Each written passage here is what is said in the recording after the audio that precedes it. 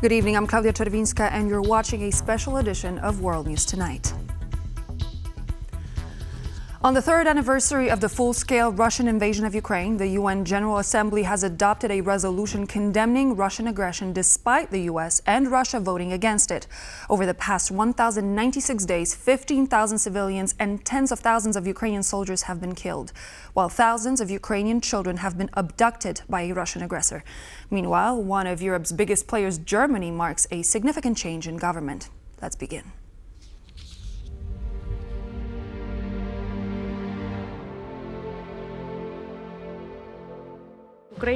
Ukraine is not the country you can conquer in 3 days. The Russians couldn't break us in 300 years. They tried, but they couldn't.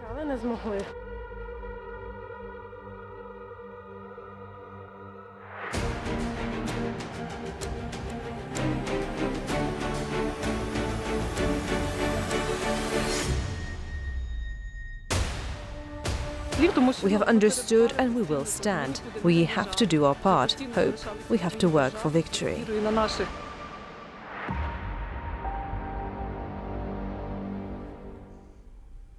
While several world leaders have come to the Ukrainian capital personally, French President Emmanuel Macron met U.S. President Donald Trump in Washington. After 36 months of fighting, peace in Ukraine is closer than ever. But what will be the price for that peace? Kazimierz Łysiak has this report. This has been going on for 1,096 days. 3 years of missiles, drones, gunfights, tens of thousands killed and millions displaced. And now the wind of change is blowing from beyond the Atlantic Ocean in the form of US President Donald Trump and his push to end the war as quickly as possible.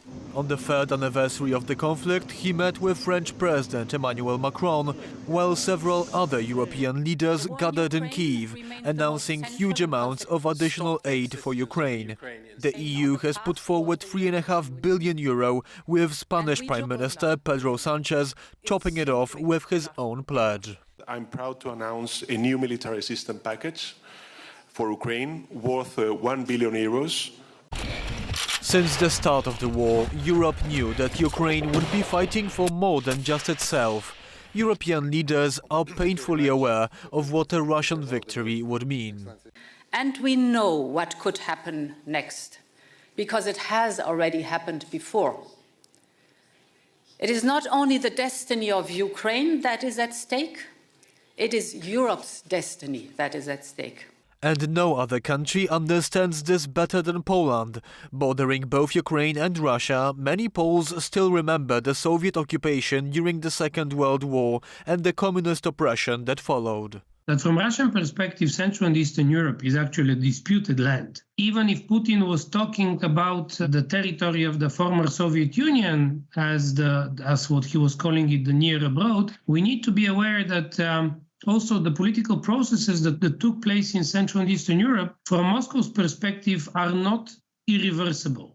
Polish Prime Minister Donald Tusk also has no illusions when it comes to Russia's imperialistic ambitions. Why do all decent people stand by Ukraine today? Why do free nations today pay tribute to the heroes and victims of this inhuman war? Because this is a war in defense of all of us, Ukraine, Poland, Europe, and our values. Let no one try to question the very sense of this fight. But there is one big player who has questioned the sense of the fight. US President Donald Trump seems to see the war as a business opportunity rather than an existential defense of democratic values. For President Trump, the client is exactly Russian Federation led by Vladimir Putin. And he wants to figure out how much he can afford, what's the empty space for different business maneuver, which will become the political decisions. Trump has been pushing Ukraine to sign a deal on rare earth minerals in exchange for US aid. We get our money back. This should have been signed long before we went in. And according to Ukrainian President Volodymyr Zelenskyy, that deal will soon be sealed. The Ukrainian leader spoke with his American counterpart through a video call during the Monday summit. Our teams are already working productively with the U.S. on economic agreement, which we hope to sign in Washington. And President Trump, we would really like to hear from you. Some Poles are concerned with this rather blunt approach from the US president, as they fear it could lead to the war eventually reaching their doorstep. We should do everything in our power to help Ukraine regain what they lost. If not, we could be in danger ourselves. In the face of the uncertainty of the US support, it's Europe which emerges as Ukraine's most reliable ally in recent weeks. Whatever the approach of the Trump administration, EU leaders know they cannot afford to leave Ukraine to fend for itself. Kazimierz Łysiak, TVP World. 3 years ago, the United Nations adopted a resolution condemning Russian aggression against Ukraine, with only 5 countries, including Russia, voting against.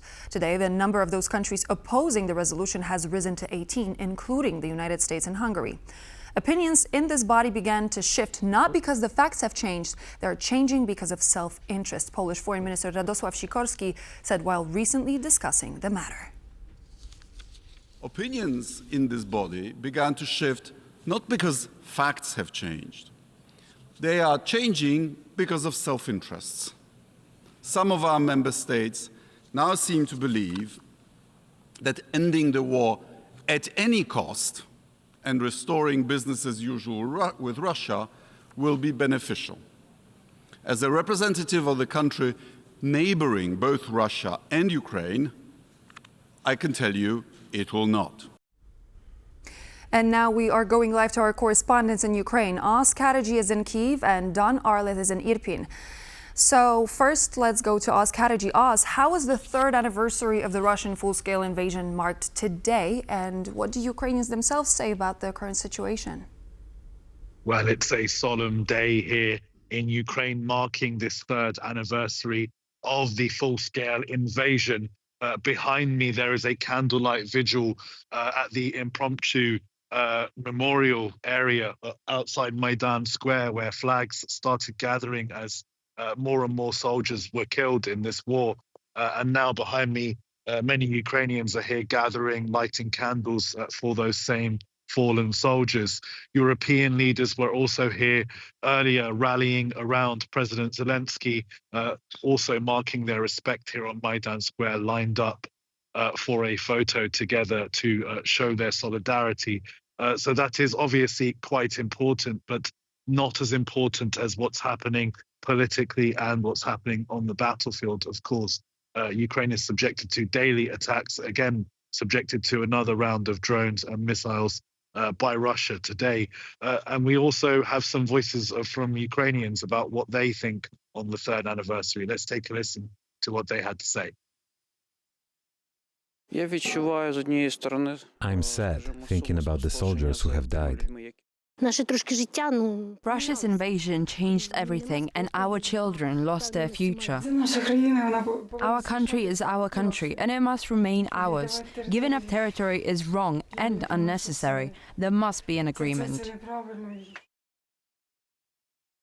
So it's clear there that Ukrainians do not want this war to continue for a 4th year, but also at the cost of what so many lives this war has taken. Ukrainians also don't want to be subjected to the same things they rejected, the Russian aggression they rejected so many years ago. So a very difficult day for Ukrainians to mark, and they will be hoping that they're not here next year, marking a 4th year of this war. Thank you so much, Oz. And now let's move to Don. Don, you are in Irpin. This place is a symbol of Russian cruelty. Tell us more about it. Yes, a very symbolic place that I'm at, actually. Ukrainian armed forces blew this bridge up here to stop the Russian troops from advancing from Irpin into Kyiv. And thanks to that, they were able to defeat Russian troops there in Irpin. And of course, thousands of people came right through here, civilians escaping the war zone and Russian cruelty. The worst of the atrocities, though, were in Bucha. That's where in that region 1,700 people were killed by Russian troops. Many, many war crimes committed, indiscriminate killings, rapes, disproportionate use of force. And then, of course, bodies strewn throughout the streets that we saw those shocking images of 3 years ago. This has left heavy scars. I was here when the cities were liberated back 3 years ago, but these scars still remain. And as you travel around Bucha and you see this, some of the infrastructure, some of the structures have been rebuilt, but there are still deep, deep wounds here in Ukraine. And I can only second what Oz Chatterjee just mentioned. There's also a lot of bitterness here in Ukraine for what was done to them 3 years ago.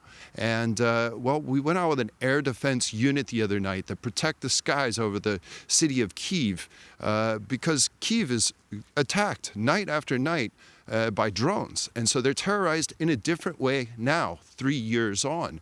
And, well, we asked them what motivated them to join the armed forces. Let's listen to what they said. We experienced such terror in Bucha. When I was fleeing from Bucha, Valentina was escaping from Nemishave. These cities were under occupation. We saw with our own eyes what the Russian occupiers were doing on our land, to our people. I was also under the occupation with my family. We had a hard time leaving as well. We knew what was happening and what atrocities the Russians were committing. We managed to leave, but when we returned, we felt the urge to be useful in defending our country. In the beginning, we were weaving camouflage nets. We were helping in different ways. And then, when the training for shooting down Shahed drones started, we didn't hesitate. We joined immediately. One of the things that you hear is that they will never forgive what was done to them by Russian forces, by Vladimir Putin's troops. We attended many commemorative events here in Irpin and in Bucha. Right here at this bridge, we heard from dozens and dozens of families and families of those who were murdered and victims.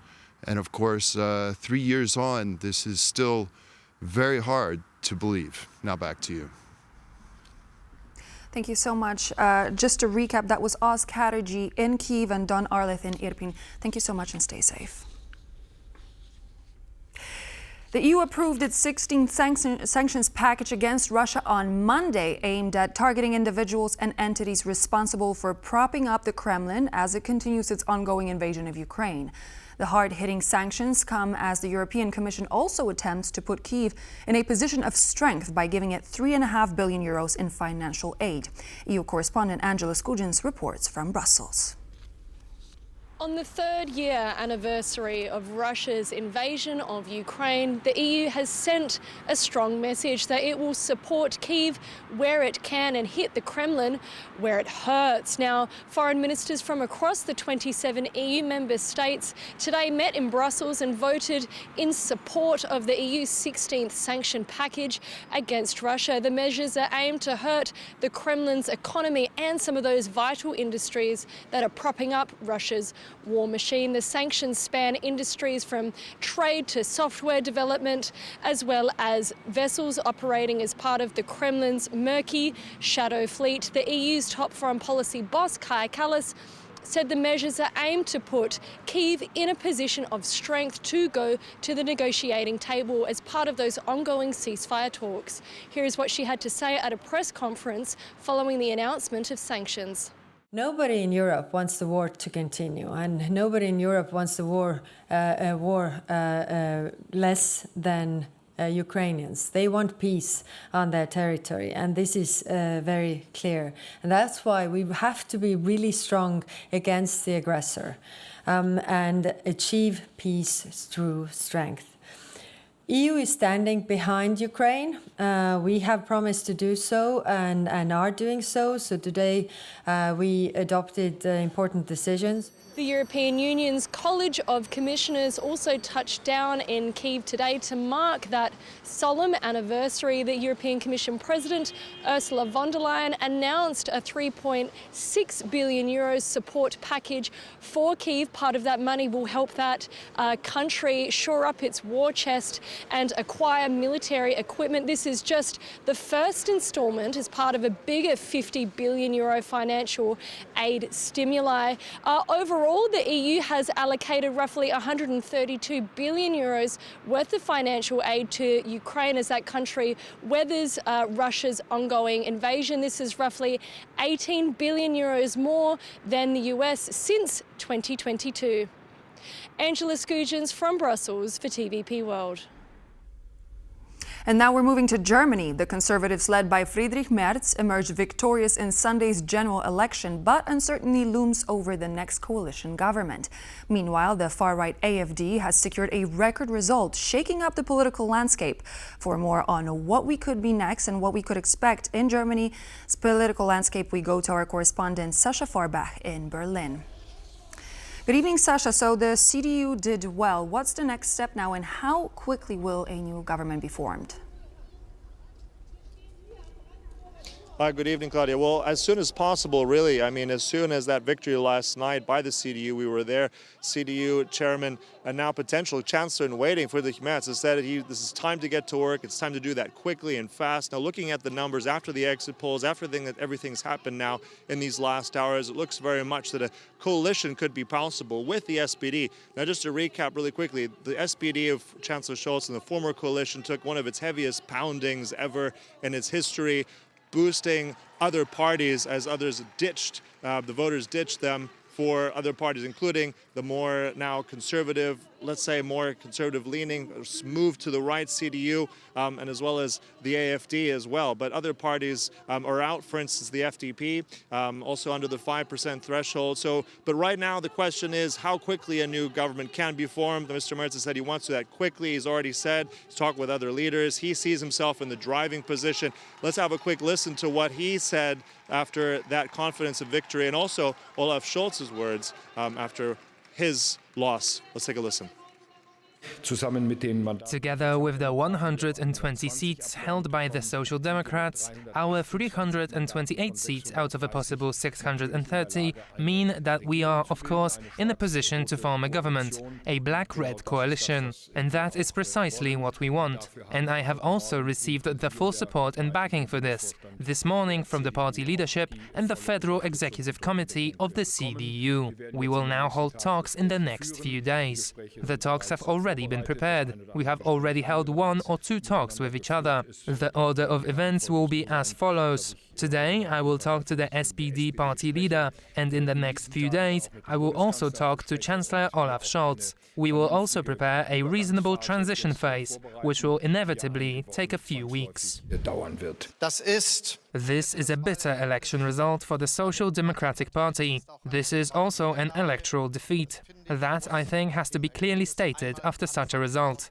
And for me, it is also very important to say, this is a result from which we must move forward together. And that's why I would like to thank all those who made it possible for us to fight so hard in the past weeks and months. The polls just did not get better. Nevertheless, Social Democrats all over Germany actively campaigned. The AfD landed in second place. What do we know about which regions they actually did well in? Yeah, that's right. That's the other big news story of the last day, really. The AfD is on second place, and at this point, having about 20%. Now, they've doubled it essentially from 4 years ago, back if we look at 2021. Now, they've been categorically ruled out by the CDU and by other mainstream parties to forming any kind of coalition, although Alice Weidel has said throughout the day that she's received congratulations from certain people, including Elon Musk, that she stretched out her hand and celebrating a victory. But still, they've been seen as dangerous. They've been seen as a party that is close to Russia. But at the same time, if we look at the exact split for those new Bundesländer, those new German states in the east, that's where they performed really well. But also in parts of some of the regions of Germany in the west, they were there. But it is very much a divide between east and west. Now, they will not get their hands on power. Let's hear also what some of the voters had to say as their reactions here across Germany as this new government begins to form. I am surprised that the SPD did so badly. In my opinion, Scholz showed his best side, including the election campaign debates. So I am surprised that the SPD did so badly. Social topics were also often topics that interested the audience, like pensions. So I thought SPD would do better. I just arrived at the bus station and thought 1, 2, 3, 4, 5. Every fifth person has voted for a right-wing extremist party. My mother is not from Germany, does not possess a German passport, and that worries me. I can't understand how you can be so down on someone who tried to do the best for Germany in such a crisis. Also, Merz's speech yesterday. You can see I am really emotional. It's hard. Ja, ich habe es eigentlich erwartet. I was expecting it, and it's basically how I expected it to go. That CDU-CSU are the strongest party, AfD gets very strong, FDP probably gets kicked out, then there will be a coalition between CDU, SPD and the Greens maybe, who knows. It surprised me that the left party got so strong and got into parliament. Right, so also we'll see now in those next coming weeks, I mean, by the constitution in Germany, there's 30 days till that new government must form, till the Bundestag, those elected officials must come back together. Now, Ukraine is also a big issue. We're just here by the Brandenburg Gate. You can see the Ukrainian flag being posted up here behind us. A lot of people gathering here. That's one of those key issues that any new chancellor, like Mr. Scholz, not Scholz, but Mr. Merz, will have to contend with in the coming weeks and months. Claudia, back to you. Thank you so much. That was Sasha Farbach reporting from Berlin. With the German elections behind us, the work begins to form a new government. That process will be closely watched by the rest of Europe because despite recent economic woes, it remains the most influential country on the continent. Michiel van Bloemestein took a look at how important Germany actually is. Every time they're held, the German elections are among the most consequential of the continent. And not just because it is the most populous country. Even when struggling, the German economy remains the third in the world and the largest within the European Union. It's as large as those of Central and Eastern European countries and Scandinavia combined. Germany's neighbors are traditionally dependent on the comparatively large market. Over a quarter of Polish exports go to their western neighbors, for example. So it is one important pillar for the Eastern European economies that Germany does well in terms of economic terms, and that the business model of Germany works in the right way. Despite being called a laggard in Europe when it comes to its military, Germany plays a key role on European defense as well. That is not only due to its industrial base. For 2024, Germany announced it had reached 2% of GDP for defense spending. That equals to around $98 billion.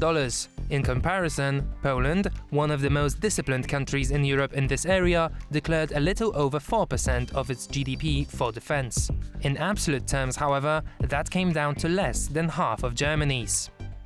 Germany, of course, cannot just limit itself to the 2% of GDP. 3%, 3.5% is something which is already discussed in Germany. Friedrich Merz, the presumptive new chancellor, has promised to improve relations with Poland and France. He has also argued for increased aid to Ukraine. The country claims it has sent around €40 billion to Ukraine since the start of the full-scale invasion, as well as €4 billion per year in military aid. Others are organizing the alliance, but you need to underpin the efforts with the German economic and industrial muscle. So with the US turning or pivoting to Russia, as it seems, unfortunately, Germany and a strong European Germany will be essential as part of a coalition for the willing for Ukraine. Whether Merz can bring to bear the German potential remains to be seen, but successful coalition talks with the Social Democrat SPD would be a first step. War in Ukraine is being fought on many fronts, including the information front. Heavy artillery must be brought to bear also against disinformation and propaganda. Some of the false claims from the beginning of the war are still haunting us today. Jonasz Rawiński took up the challenge of debunking them for us in real time.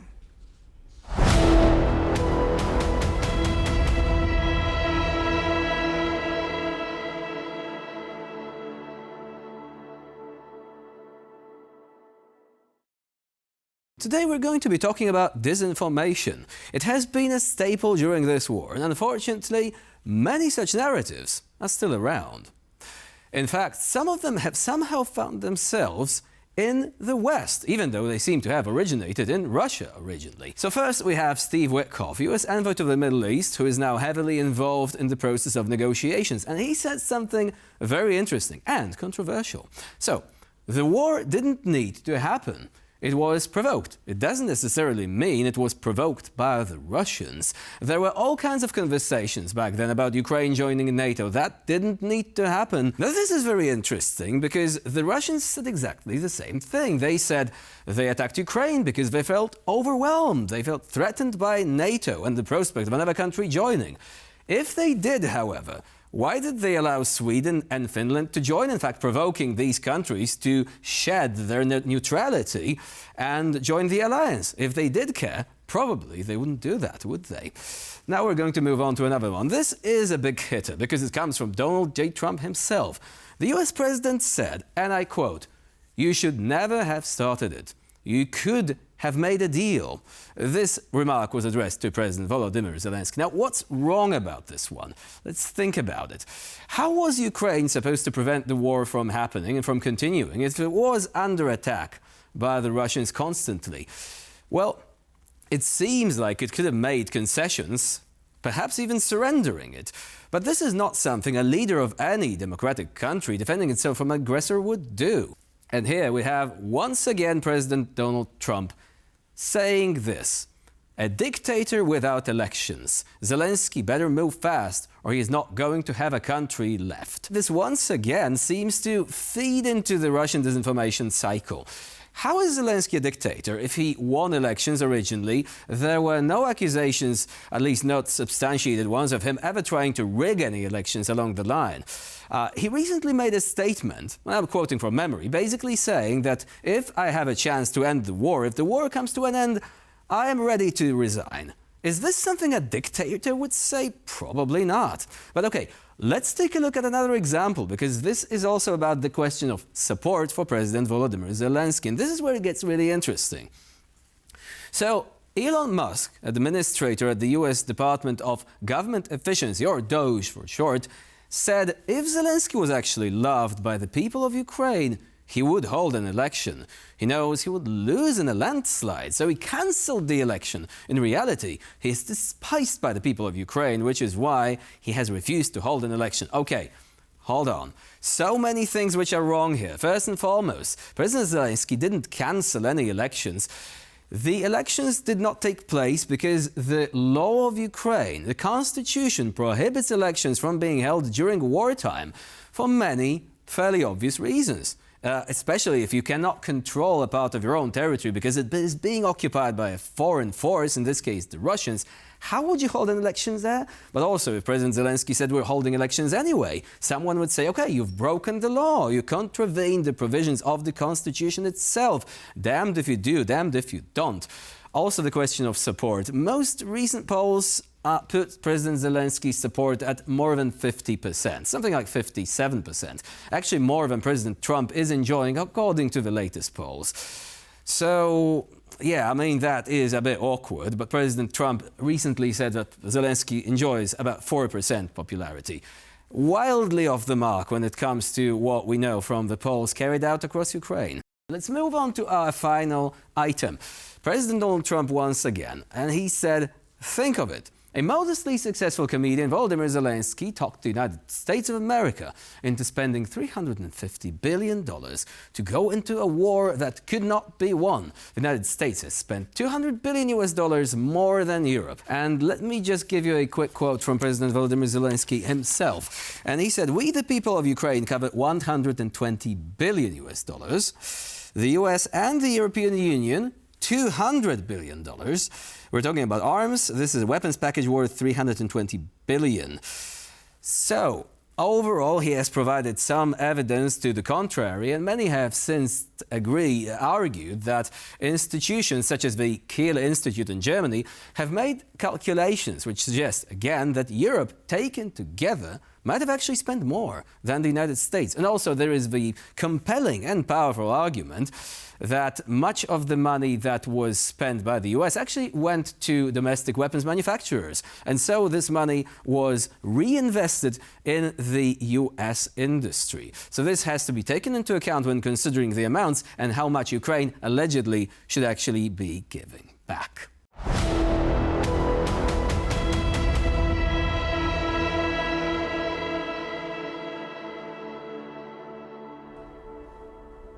Considering recent developments in Germany, the ongoing war in Ukraine, and the change brought about by the new U.S. administration, many questions arise as to how the geopolitical situation will affect the world as we know it. What better person to talk about Ukraine, Germany, and transatlantic relations than Poland's former Prime Minister Krzysztof Bielecki, who joins me now in the studio. Good evening, and thank you for joining me here on the program. Very good evening to you. Thank you. Let's begin with some of the most breaking news that comes from the United States. The United States joined Russia to vote against a UN General Assembly resolution condemning Russia's war against Ukraine Monday in a stunning shift from years of US policy. Your commentary. This is a dangerous precedent, hopefully made by the United States administration in order to play the game to reach a satisfactory peace deal with Russians. So shortly we will know to what extent that concession to Russians was helpful to establish not only a peace, but also peace based on good solutions for Ukrainians and for the Western world. Would you say that this could be a signal of Russia potentially pulling the strings? What's your opinion? No, I wouldn't take it that simple. I would rather look at it as a kind of a chess game, or if you move just and consider one move forward or two move forward, then you cannot be successful. So I hope that they think minimum 5-7 steps ahead. And the Russians are, of course, very dangerous chess players, so they also know how to proceed. But, well, I hope that the Americans, they know what is at stake and how important is that solution for Ukraine, good for the Ukrainians, good for the peace, and maybe good also for Europe. You mentioned the game of chess, which I find to be an interesting metaphor of sorts. Between Donald Trump and Vladimir Putin, who do you think has more moves forward planned ahead? Who do you think leads in this sort of a strange political dance? I hope that the Russians, especially people like Putin of KGB mentality, they are convinced about having an upper hand in any chess or any kind of a game against Donald Trump. But at the same time, whenever I look at Donald Trump, I have in mind Lech Wałęsa, because I used to work with Wałęsa when he was in illegal opposition, when he was president of Poland, when he was past president of Poland, and we travel a lot, and sometimes I think that people like Lech Wałęsa, and I think also maybe Donald Trump, they have an intuition. I don't know. It's not based on the books, It's not based on the deep research, but they have some kind of... It's not something that you can learn. Yes, but they sometimes are driven by the intuition, and it's sometimes bringing them quite a good solution. And also they are revolutionists. Like Wałęsa, if you ask him today, who are you? He will say, I'm a revolutionist. I think Donald Trump also believes that he's a revolutionist. I think that they're impatient, both of them. They look for quick solutions. And so this is, of course, the threat that the Russians could play longer ball because they are not elected. So they are not in a hurry at all. But no, let's look for the next couple of weeks. We should know much more. Definitely an interesting comparison to make. On top of the United States voting against a UN General Assembly resolution, we also have an introduction by the US, a rival General Assembly resolution which did not call Russia the aggressor or acknowledge Ukraine's territorial integrity. And as we read, I quote, implores a swift end to the conflict and further urges a lasting peace between Ukraine and Russia. Where's justice when Russia is not outwardly called what it truly is, an aggressor in case of the full-scale invasion of Ukraine? Yes, well, it depends. If we look like Donald Trump, which is, I want to be famous for bringing peace, and somebody who stopped this bloody war. Because on the other side, if you imagine that almost 1 million people is affected by the war, few 100,000 killed, a few 100,000 wounded, and some of the injuries would be lasting forever, and then that could bring different maybe evaluation of the importance of peace. And also, if we look at the maybe this famous rare earth minerals contract the Americans would like to get from the Ukrainians. And I think they will, because according to the latest information, Donald Trump has already claimed that they will sign a contract with Volodymyr Zelenskyy. Yes, but that means that Volodymyr Zelenskyy could say, okay, in the eastern part of Ukraine, which is at the moment occupied by the Russians, there is the majority of interesting minerals. So why don't you go and try to explore them? So we should be a little bit more patient. The game of chess, as you said. Now let's move on to Germany, because that's another topic that I wanted to consider. But first, from the Ukrainian perspective, how do you think Germany's new leadership under Chancellor Merz will affect the European consensus on Ukraine? Well, first of all, the outcome of the election is not that bad. So this is important. And because of the certain circumstances, even if the numbers achieved by CDU as by SPD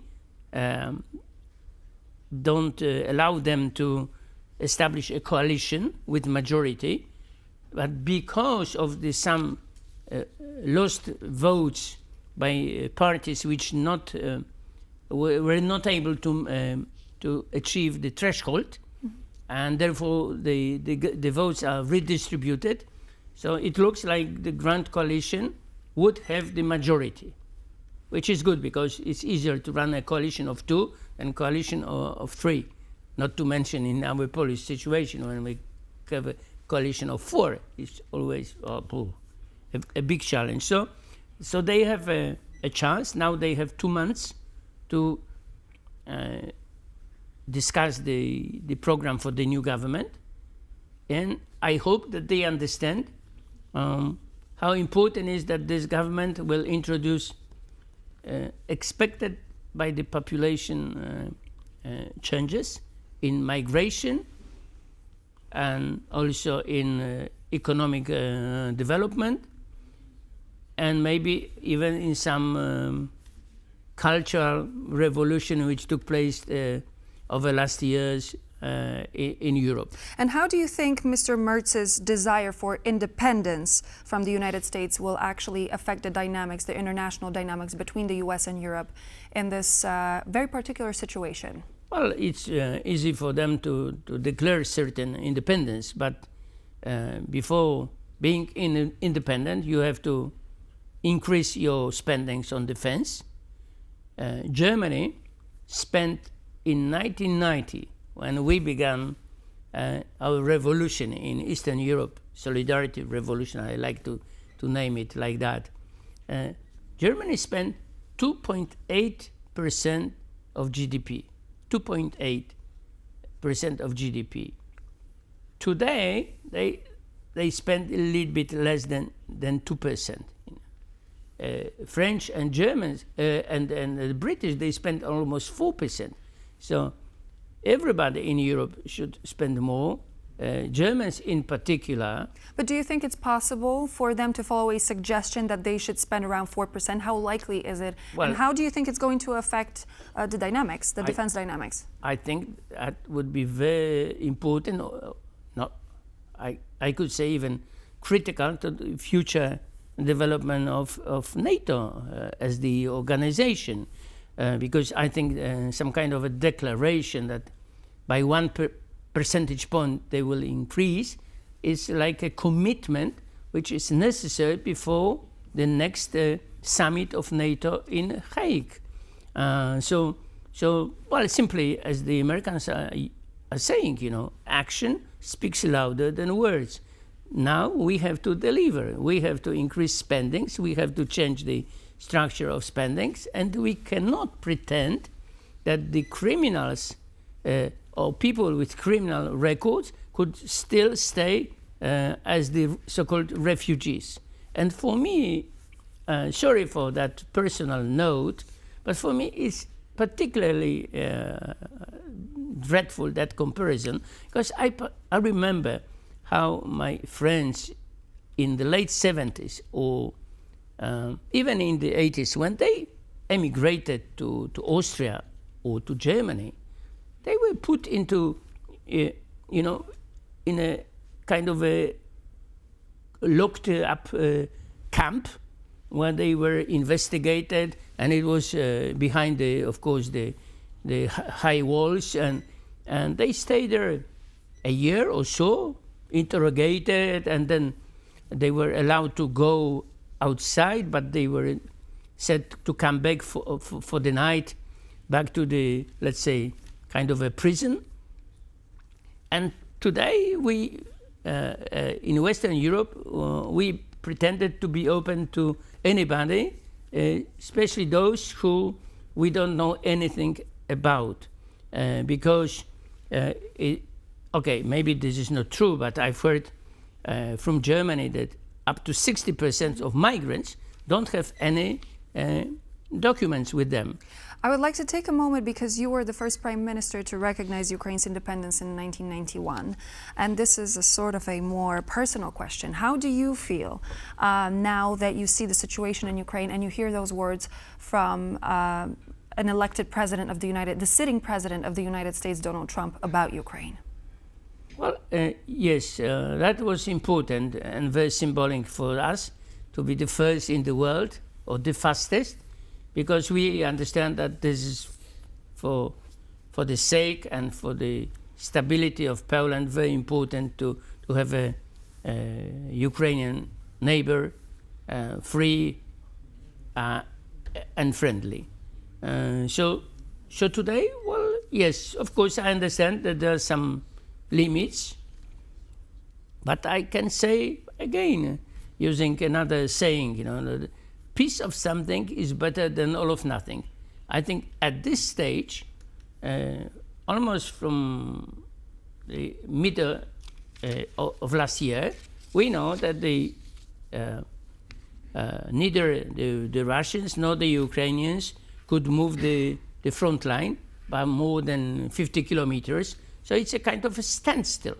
So in such a situation, you have sometimes to make a temporary decision, which unfortunately could be long-lasting, like we have this in Korea, when you have the demilitarization zone invented in 56, if I remember, introduced temporarily and existing up to date. So it's difficult, but maybe with those minerals, the border, temporary border could be moved further to the east. Depending on the deals that are going to be made, shortly. Perhaps behind shortly, and perhaps behind closed doors. Yes, hopefully in the open, we will see what's going to happen. Thank you so much. Former Poland's Prime Minister Krzysztof Bielecki joining me in the studio. Pleasure to have you. Thank you for joining.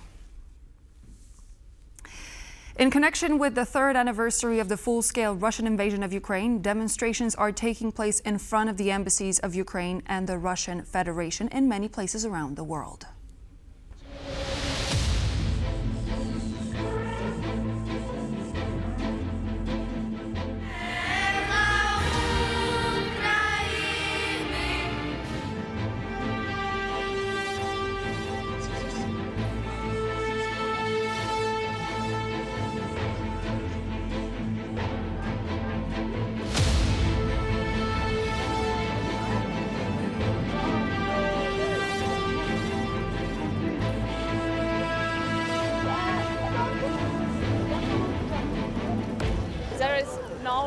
negotiations or discussions of stopping the war in Ukraine without Ukraine.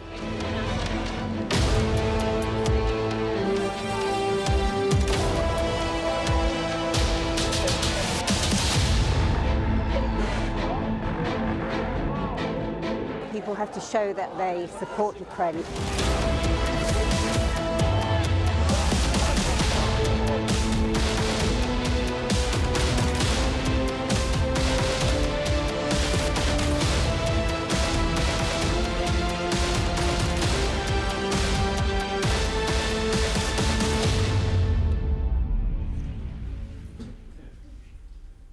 Today, protests are also taking place in Warsaw. Our reporter Aisha Baje is on site. So, good evening, Aisha. What is the situation where you are right now? Good evening, Claudia. The protest just ended here. We're in front of the Polish parliament, the same. And it started at 6 in front of the Ukrainian embassy. There's a civil society movement here called Euromaidan Warsaw. And they organized this event this year, the year before, and the year before that. So it's the third year in a row that they're doing it. There was a march from the Ukrainian embassy here. The Ukrainian ambassador to Warsaw took to the stage. Many people showed up. The atmosphere was quite solemn. First, in front of the embassy, the atmosphere was quite solemn. You could see people with tears in their eyes. A lot of people we spoke to had still family in Ukraine, uncles, brothers, fathers fighting there. And then when we came to the same, the atmosphere became a little bit more emotional, a little bit more angry. There were speeches made about the latest developments regarding U.S. President Donald Trump and President Putin meeting behind closed doors. And some of the protesters here said even that optimism had dropped since last year. But it was still a very good demonstration. Like I said, many people showed up. And some of the most interesting things were that the chants were "Dziękujemy," thank you. They chanted many, many times in reference to Poland's support for Ukraine. So there was definitely a big show of solidarity. And yeah, one of the other chants was "Long live Poland." So there was definitely this commemoration, remembering Ukraine, but also giving thanks to the solidarity that Poland has shown to Ukraine throughout this process. I had to flee from my country because they almost murdered me. If I hadn't a chance to move by car from my city, I will be already dead because I was near the Bucha region from Makariv exactly. And some of my neighbors just lost their lives because the Russians came to our house where we lived and murdered them. I came here after my hometown got occupied, so it's still occupied since 2022. And I've been here ever since for almost 3 years. Because technically I have nothing to come home to. So as you can see, Claudia, this is what we faced. Back to you. Thank you. Thank you so much. Aisha Baje reporting live from Warsaw. In a world where fiction often imitates life, Volodymyr Zelensky's journey from a comedian to the president of Ukraine is a remarkable tale of transformation. As he swapped the stage for the political arena, his authenticity redefined what it means to lead in times of adversity. Sonia Gatabishchan has more. A fitting movie-like plot, except it is real. Prior to becoming president, Volodymyr Zelensky was a comedian who portrayed a president that fights corruption in a TV series. The actor then replaced the film set with a real-life presidential campaign. Perhaps inspired by the script, his political ambitions were strikingly similar. A new life begins, a normal life, a life without corruption, without bribes, a life in the country of our dreams. Instead of elaborate promotional materials and high-end production, Zelensky relied on simple selfie videos to reach his voters. Good morning, everyone. How do you become a politician while remaining a real person? There are answers to all this in my vlog, a new vlog that will show the ins and outs of Ukrainian politics. The tactic, combined with his advocacy for peace in the east of the country, seems to have worked, as the former comedian celebrated a landslide victory. Є кандидат на пост президента України Зеленський Володимир Олександрович. Few moments tested his leadership more than the Russian invasion. Yet Zelenskyy embraced the challenge head-on, addressing his people as he had during the presidential campaign, through selfies. Today, Russia started an invasion of Ukraine. Putin started a war against Ukraine and against the whole democratic world. We are all here. Our soldiers are here. Our citizens are here, and we are here. We will defend our independence. On the very first day of the Russian invasion, the Ukrainian president made clear what was at stake. If you, dear European leaders, dear world leaders, leaders of the free world, if you do not help us today, if you do not strongly help Ukraine, then tomorrow war will knock on your door. Zelensky's message resonated with the world, and the one Oscar that he received was not for his acting.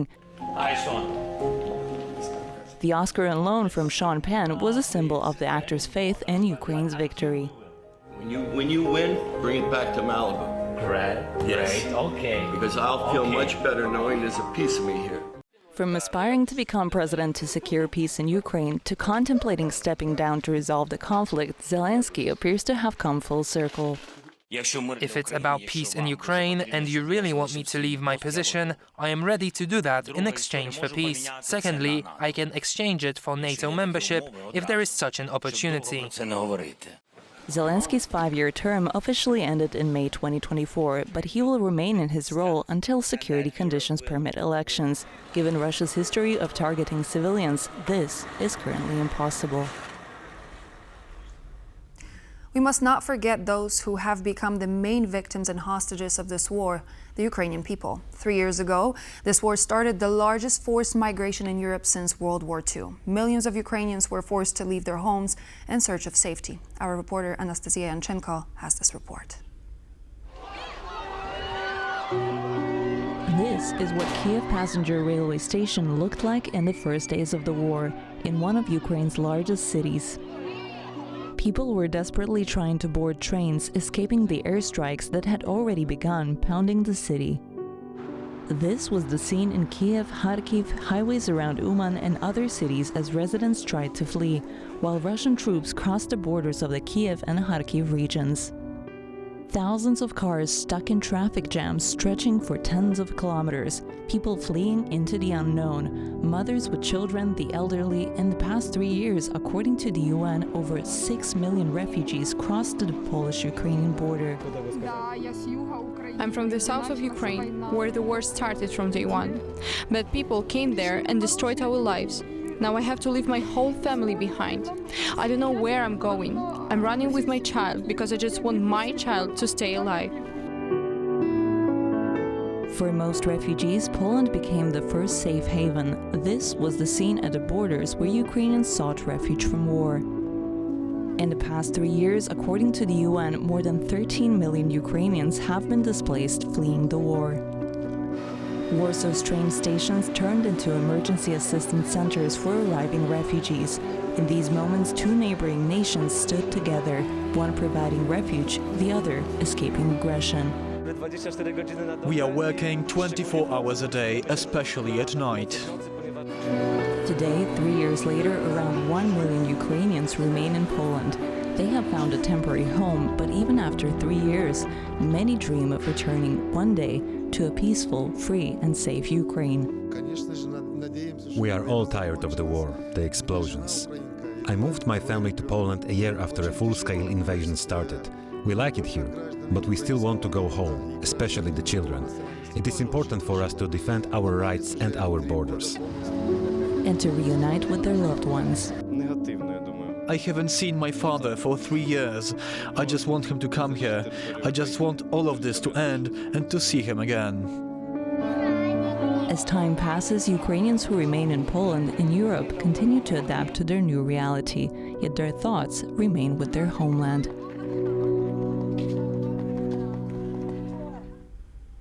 And so this human story marks the end of our special edition of World News Tonight.